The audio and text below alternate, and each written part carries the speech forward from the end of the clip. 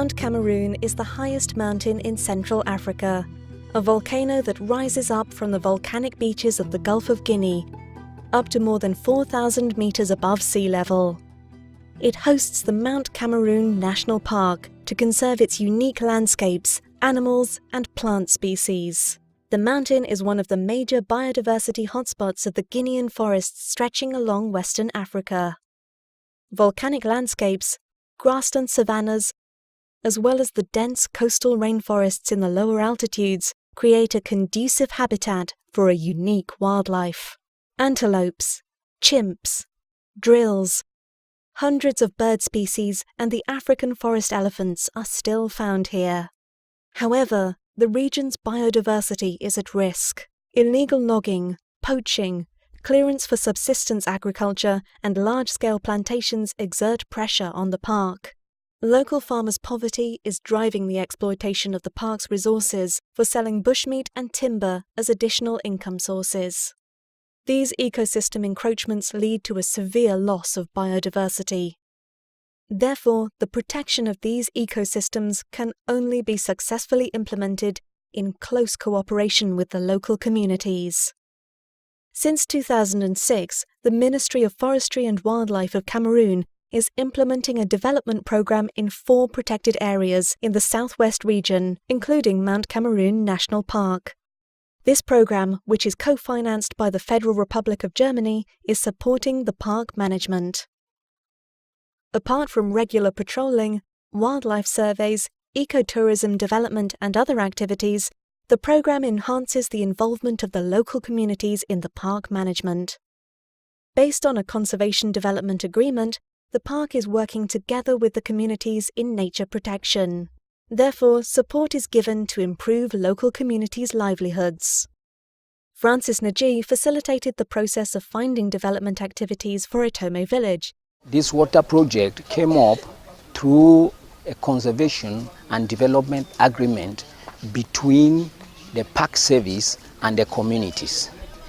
The community, the park sits with the community, and the community comes out with their worries and cries, and the park look at developmental projects which they might help to improve the livelihood of that community.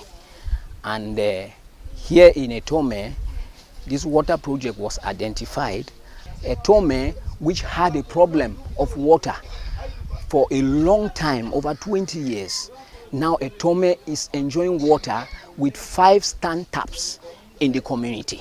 And now water is flowing and everybody is receiving water without any problem. Clean, good water.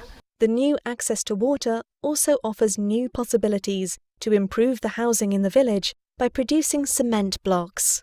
The program also supports farmers around Mount Cameroon National Park to improve their agricultural production and increase their incomes. Nurseries with improved varieties of cocoa and palm trees were established, and farmers received training on improved farming methods. Formerly, we used to practice farming in a local way. In a local way in the sense that we had to cut the bush and burn it and then maybe waste the bush. We just use it for a period of time and then stop or cross to another forest just with bed. We are now trained on how we can be able to manage our forest for all our farmlands for a long period. It helps because of the modern techniques that we have been trained. With these palm trees, we produce oil, which we market. We produce kernels, which we market. The palm tree is as well used for timber production. It is used for building. We sell brooms from palm trees. See, even the chaffs which we produce with oil are sometimes used as local fuel for firewood production. In a period when we have shortage of firewood, like in the rainy season, the chaff produced from oil is very good for firewood. So obviously it is chief economic and it economizes all things.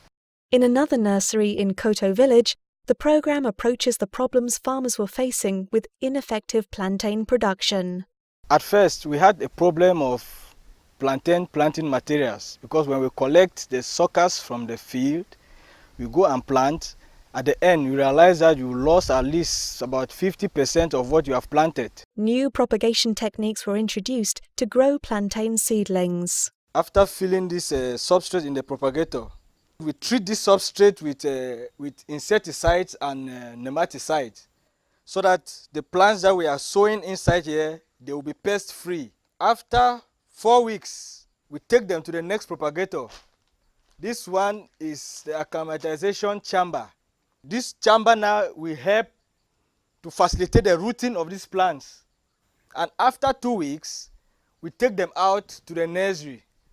With this new technique that has come, which has been brought to us by the Cameroon National Park and the Program for Sustainable Management of Natural Resources for the Southwest region, we have a process that when we follow, we have good and clean plantain planting materials. So far, 440 farmers and their families are benefiting from the different micro-projects, and dozens of farmers have been trained to teach others on improved farming practices.